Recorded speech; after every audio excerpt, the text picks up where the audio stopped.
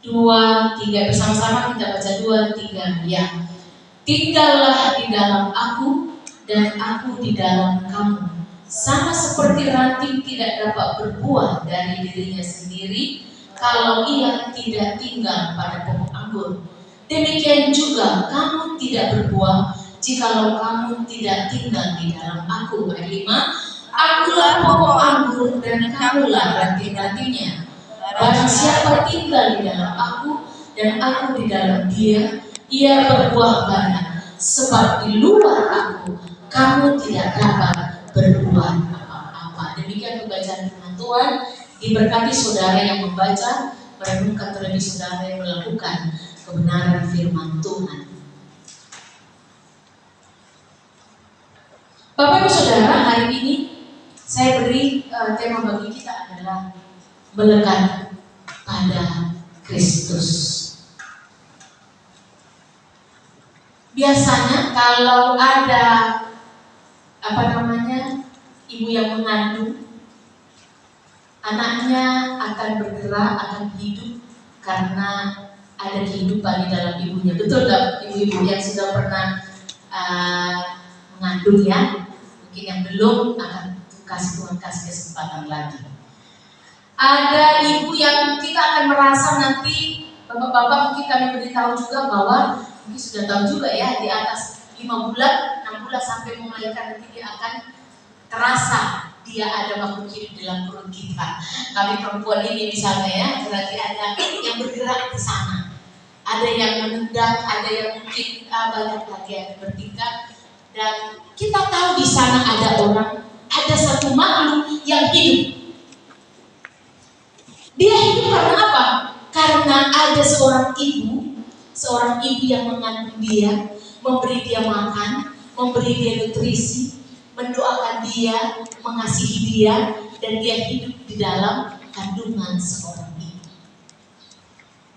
Begitu dia nanti lepas, dan kemudian dia terlepas dari ibunya, dia akan menangis. Makanya itu pertama sekali dia menangis karena dia terlepas dari sang ibu, dan dia akan menangis sebab dia sudah enggak mana lagi. Dia akan tahu bahwa dia sudah enggak lagi bersama, enggak lagi dengar suara ibunya, tidak lagi merasakan kehangatan perut ibunya.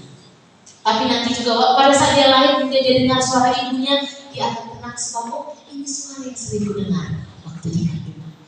Saya mau menjelaskan ini Bapak Ibu, bahwa jika satu makhluk seperti bayi itu melekat kepada ibunya, berarti ada satu hubungan yang tidak bisa dilepaskan atau dipisahkan.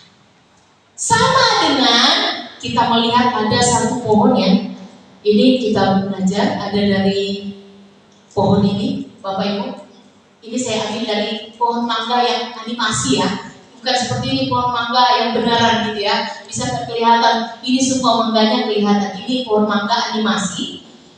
Pohon ini berbuah, banyak buahnya dan juga banyak ranting-ranting.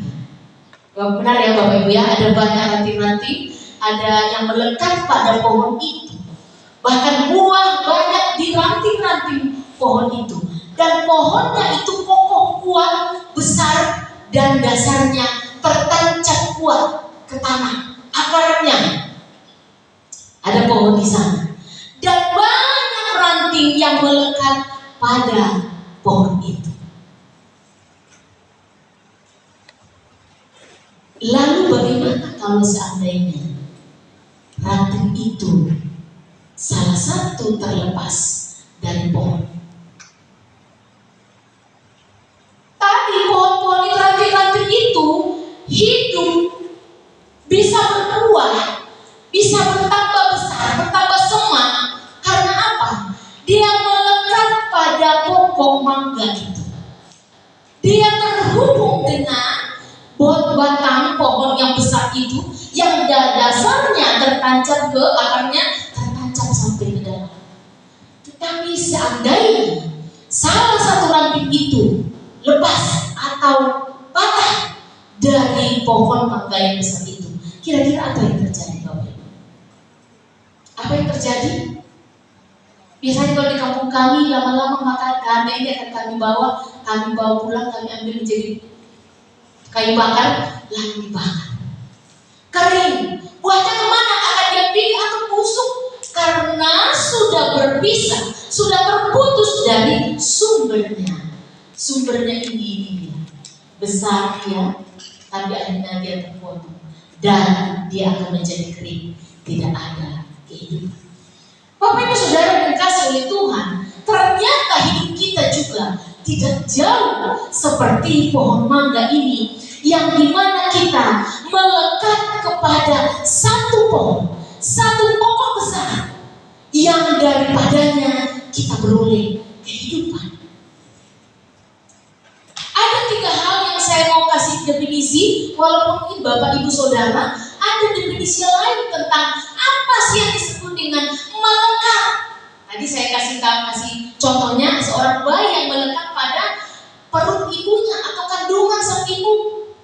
Kemudian yang kedua saya sampaikan ada pohon mangga yang mana ranting-rantingnya berfokus atau berhubungan atau berkaitan dengan pohonnya. 3 hal yang saya mau jelaskan bagi kita tentang apa artinya melekat.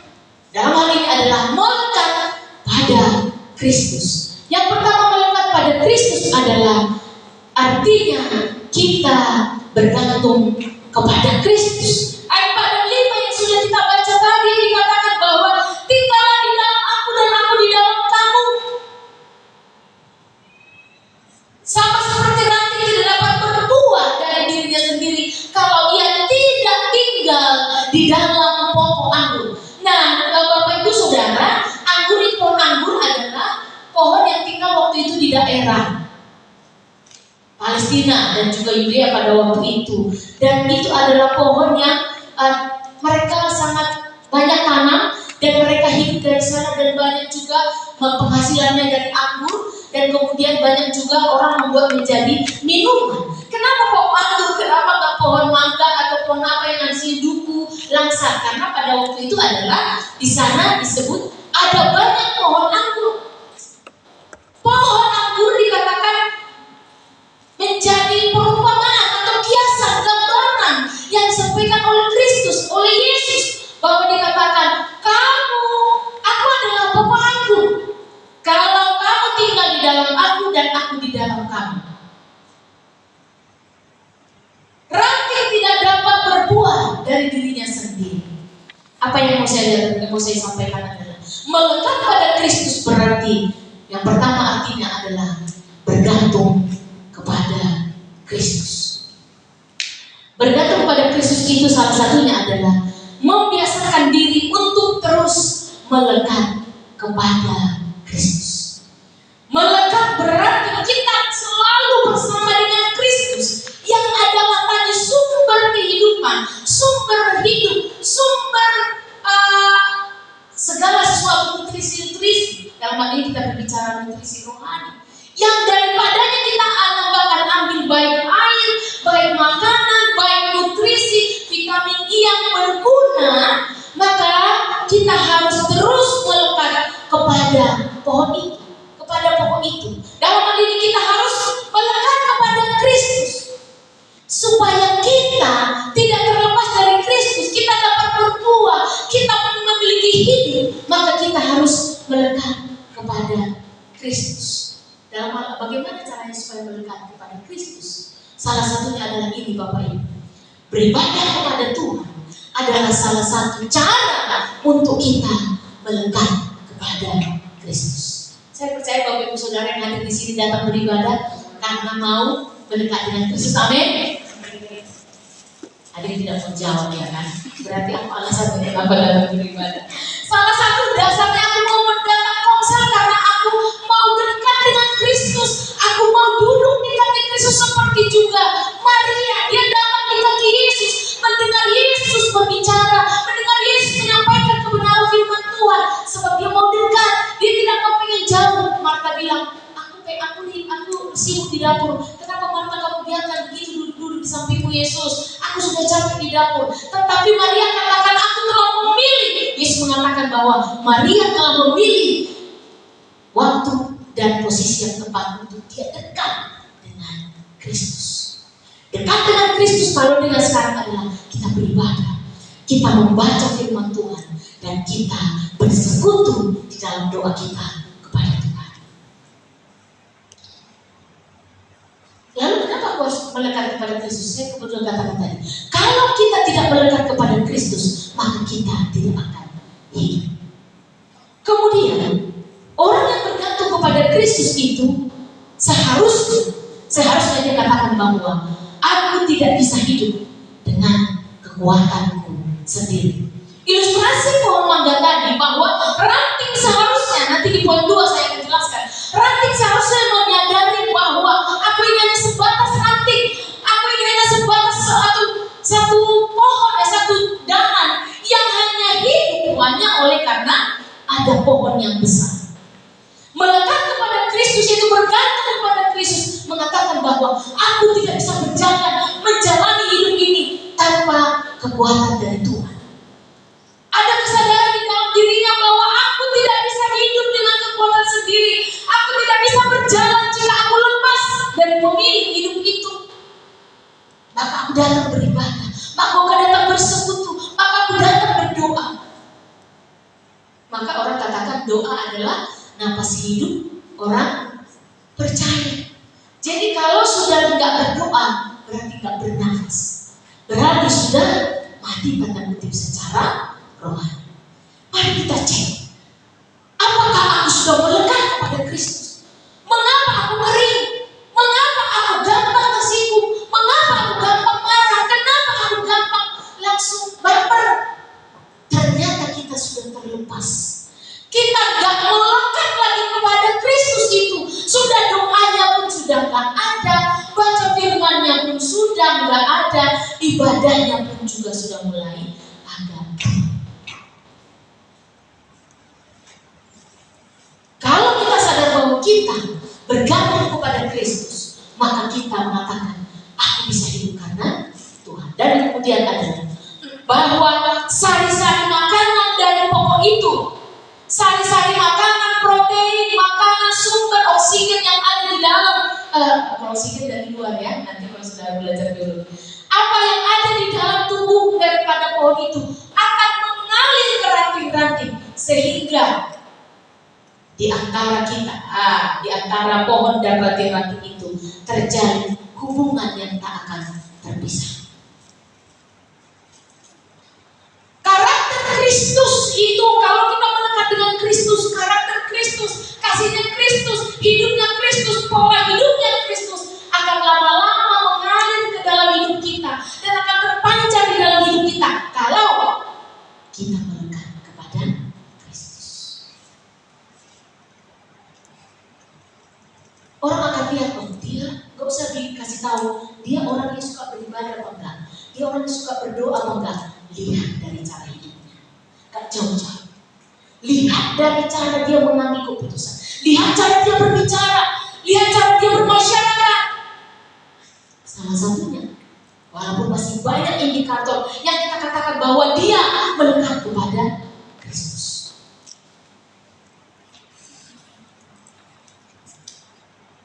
Seharusnya orang yang percaya kepada Kristus, yang melekat kepada Kristus, maka dia juga akan melihat kepada Kristus, meneladani Kristus. Semua hidupnya dia fokuskan hanya kepada Kristus.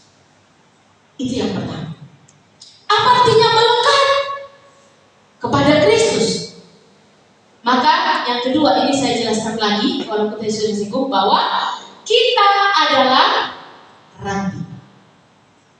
Mari kita katakan, saya adalah ranting. Saya tidak bisa hidup tanpa pohon. Amin. Saya nggak bisa ngomongin. Saya adalah ranting. Tadi sudah saya singgung. Di ayat 4 yang paling utama yang dikatakan di situ, tinggallah di dalam aku dan aku di dalam kamu. Sama seperti ranting tidak dapat berbuah dari dirinya sendiri kalau ia tidak tinggal pada pokok anggur. Demikian juga kamu tidak berbuah jikalau kamu tidak tinggal di dalam aku. Maka di dalam ayat ini apa yang mau dijelaskan adalah bahwa ranting itu tidak bisa berdiri sendiri.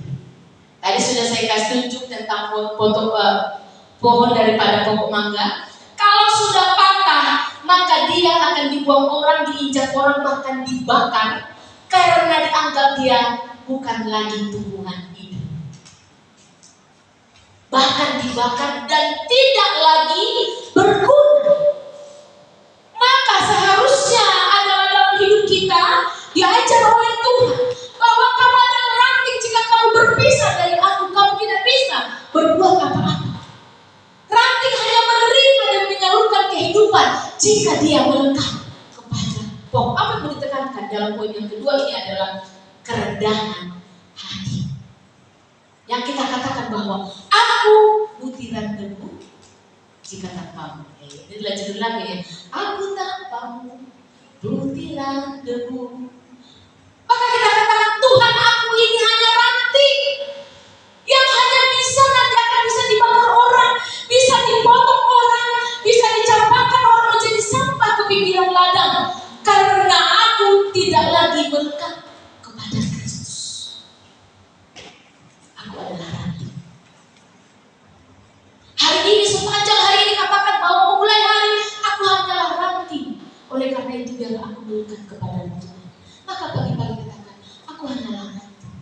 Tidak bisa berbuah jika tidak melekat kepada Tuhan.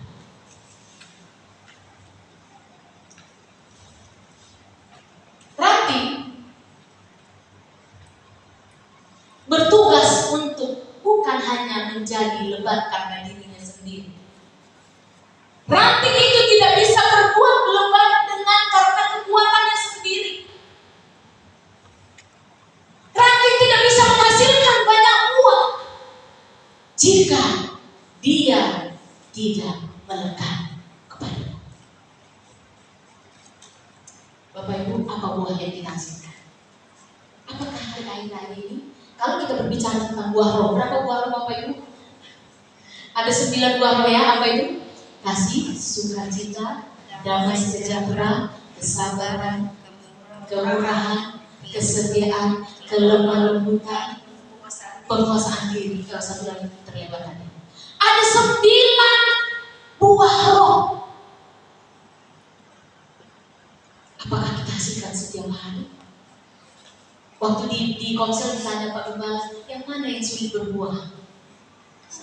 Kesabaran. Ibu bilang, kesabaran. Mana yang lebih banyak yang dikeluarkan? Buah sukacita, buah kasih yang sering dikeluarkan. Mengapa kita sulit untuk berbuah? Kesabarannya setipis sampai-sampai, setipis kulit bawang.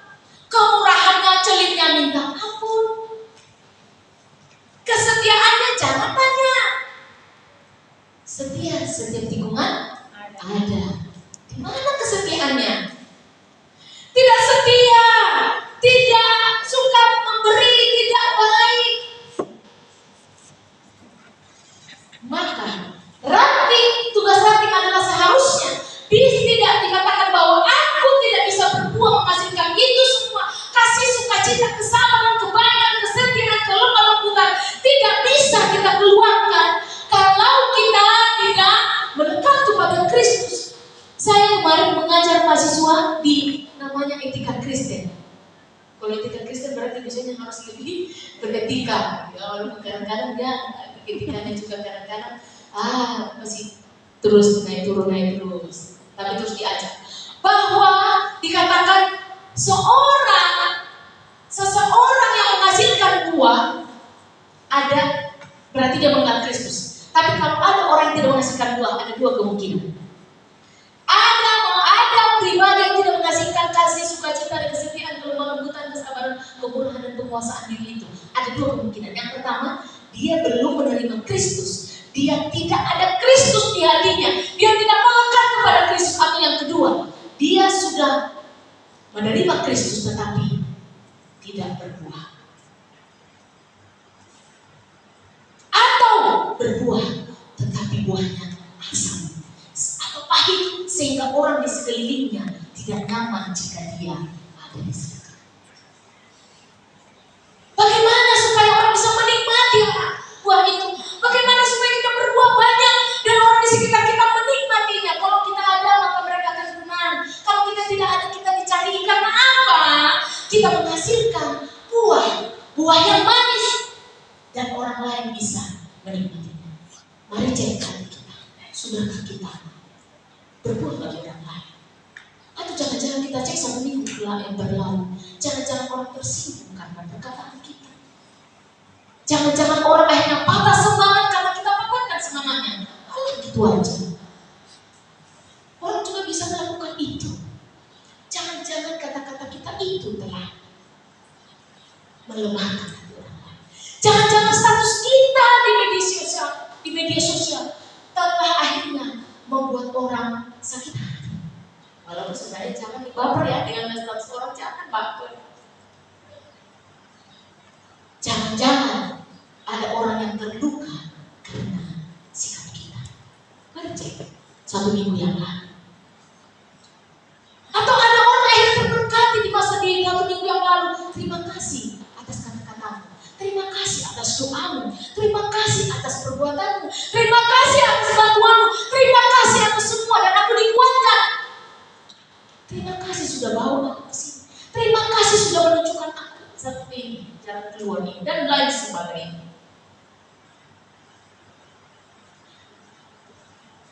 Ranting tidak bisa lebih besar daripada pohon. Ini harus kita sadari. Ranting jangan merasa bahwa dia lebih kuat daripada pohon. Dan ranting tidak lebih kuat daripada pohon. Walaupun banyak ranting seperti saya ini merasa lebih hebat dari Tuhan, menanggung bebannya di pundaknya. Padahal Yesus yang pohon itu mengatakan, taruh bebanmu di pundakku, kasih bebanmu kepada saya, kasih keluh kesahmu kepada saya. Tetapi ranting ini berusaha untuk menanggungnya, memikulnya, karena merasa ranting ini kuat, lebih kuat daripada pohon. Banyak gak kita? Saya selalu bilang kepada mahasiswa bahwa kamu berdoa gak tiap hari? Berdoa pun ada bilang berdoa, yang dia sama wajib berdoa ya Bapak Ibu ya, karena mereka diskon 4:30, jam 5 mereka sudah harus doa bersama. Tapi kamu yang tinggal di luar, ya asrama luar, kamu doa gak? Kadang-kadang absen, kadang-kadang doa, kadang-kadang tidak doa. Lalu saya bilang kepada mereka, berarti kamu lebih kuat dari Tuhan ya. Kamu lebih sibuk dari Tuhan. Tuhan pagi-pagi mau menunggu kamu. Kapan berbicara kepada saya anakku? Pagi-pagi ditunggu. Udah malam-malam kapan kamu mau berbicara kepada saya anakku? Tidak tunggu Tuhan, saya sibuk. Sibuk dengan kuliah, sibuk dengan pekerjaan, sibuk dengan semuanya sibuk. Padahal Tuhan sudah beri waktu untuk mau mendengar suara kita, mau berbicara dengan kita, menyampaikan isi hatinya Tuhan ke kita. Tapi Tuhan bilang nanti ya Tuhan, nanti ya Tuhan. Maka katakan bahwa sebenarnya manusia itu lebih sibuk dari Tuhan, dan dia mengatakan, aku kuat tanpa Tuhan, aku kuat tanpa doa, aku bisa berjalan tanpa Tuhan. Tapi ingat Bapak Ibu, dari ilustrasi cerita yang disampaikan oleh pemahaman yang disampaikan oleh Yesus, ranting tidak lebih besar daripada pohon. Tuhan lebih besar daripada kita. Dan ranting juga tidak lebih kuat daripada pohon itu. Mari apa yang kita pelajari hari ini?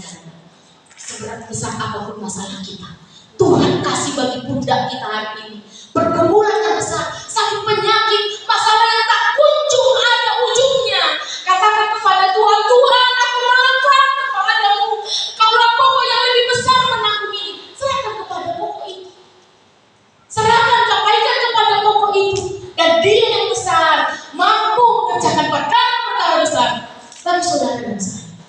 Jangan menanggung sendiri, jangan menanggung sendiri, jangan pikul sendiri kesedihan itu, jangan pikul sendiri permasalahan itu, jangan pikul sendiri. Datang kepada Tuhan dan katakan, aku hanyalah ranting yang bisa kuat oleh karena Tuhan. Kita adalah ranting.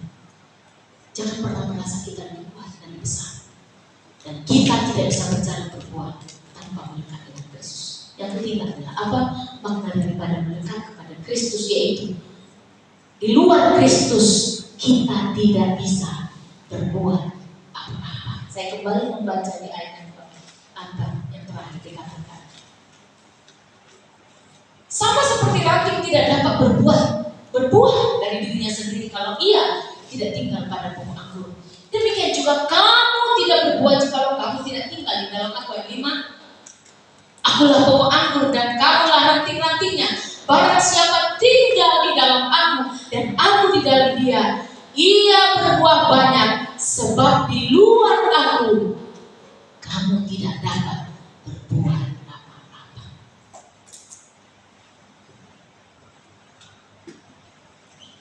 Pelajaran yang disampaikan oleh Kristus ini adalah ayat yang dibaca oleh, jika saudara nanti membaca seluruh kitab Yohanes, maka di sini adalah cerita atau narasi yang disampaikan pada sebelum ayat ini adalah bahwa mereka mengajak Yesus makan.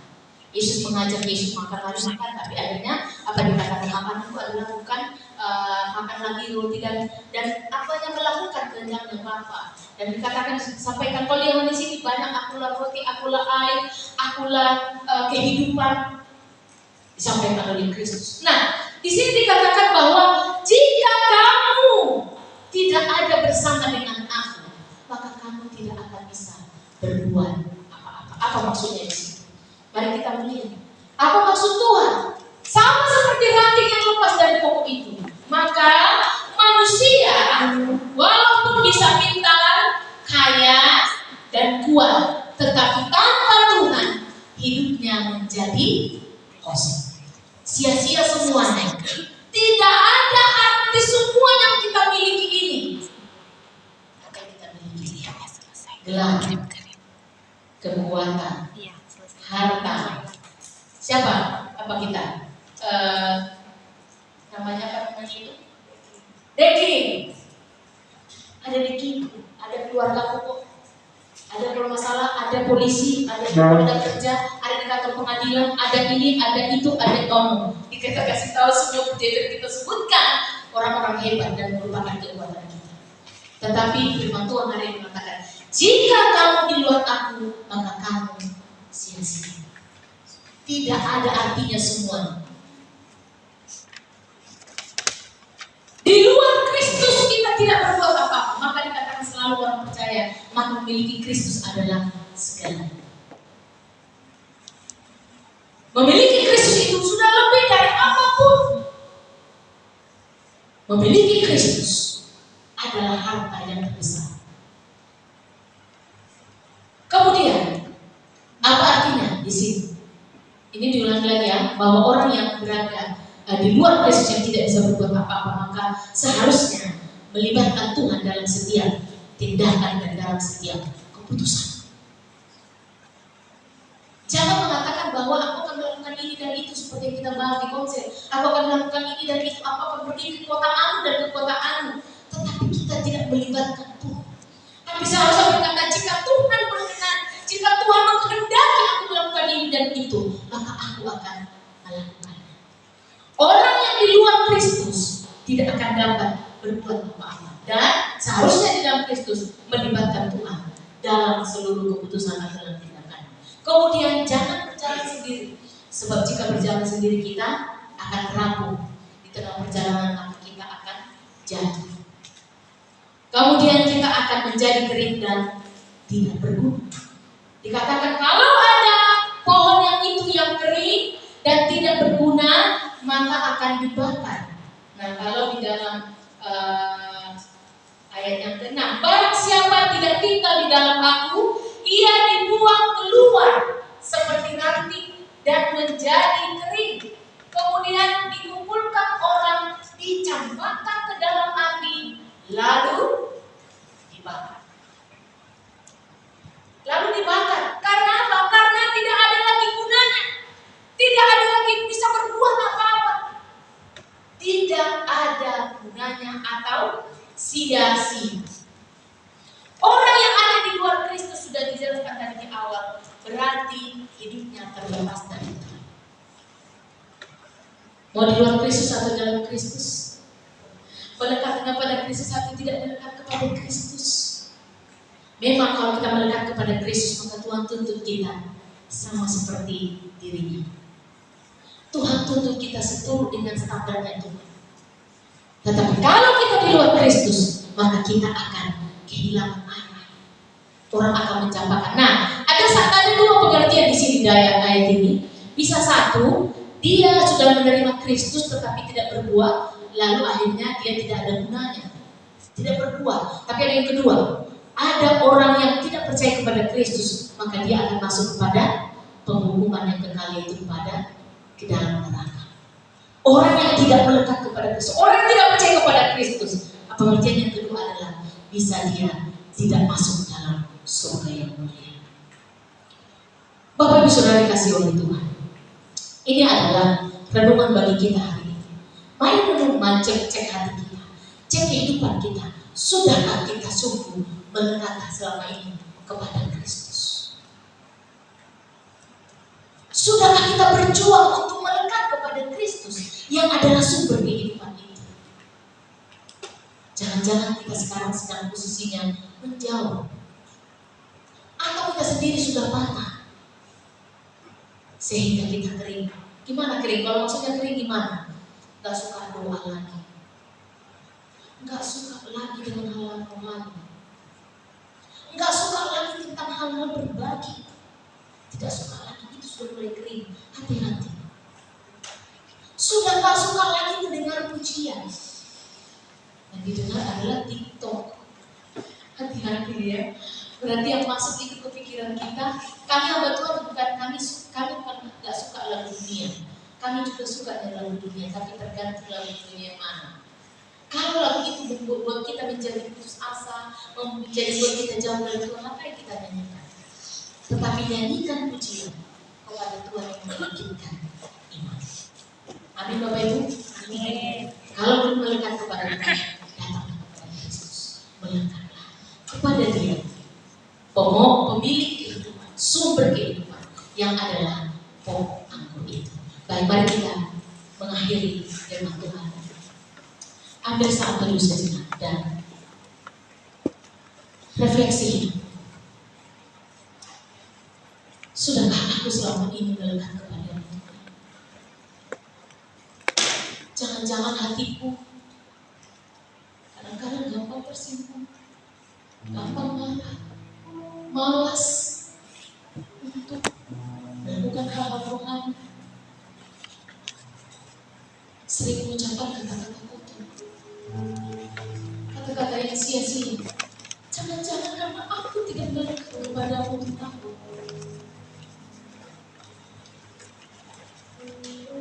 Kadang-kadang aku lelah, aku khawatir di tengah-tengah perjalanan ini. Kadang-kadang aku ingin menyerah. Jangan-jangan kita berjalan tanpa kita melekat kepada Kristus. Kita menganggap kita lebih kuat daripada Tuhan. Kita mengatakan bahwa kita lebih mampu tanpa Tuhan. Tapi setelah di perjalanan Tuhan, ternyata aku tidak mampu. Mari datang melekat kepada Kristus. Mari katakan Tuhan, aku ingin melekat denganmu, sehingga aku berbuah menjadi berkat bagi keluarga. Ku terhubung denganmu Tuhan. Kami tidak bisa lepas dari jika kami tidak terhubung denganmu Bapa. Kami ingin selalu terhubung denganmu Bapa. Terhubung denganmu ya Tuhan, pemilik kehidupan kami. Mari kita naikkan pujian dan kemuliaan. Kami terhubung denganmu Tuhan. Kasih-Mu yang melayangkan kami. Dan kami ada sampai hari ini. Mampukan kami selalu denganmu.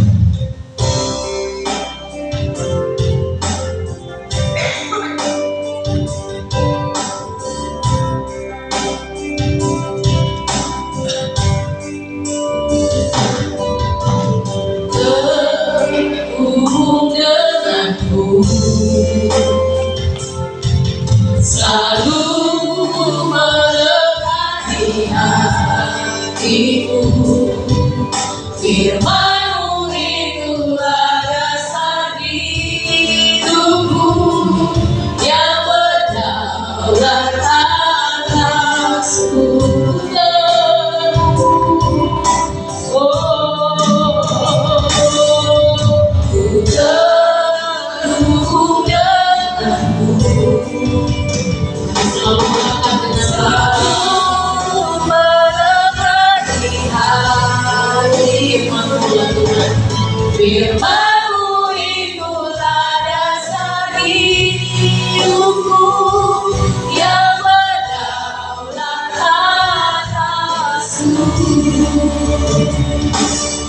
Terima kasih Bapak untuk firman pada siang hari ini. Kau telah mengajari kami Bapak dan mengingatkan kami untuk selalu terhubung denganmu Bapak, melekat denganmu, supaya kami hidup dan berbuah dan berdampak bagi banyak orang. Terpujilah Kau Bapak untuk firman. Dalam nama Yesus kami berdoa dan mengucap syukur.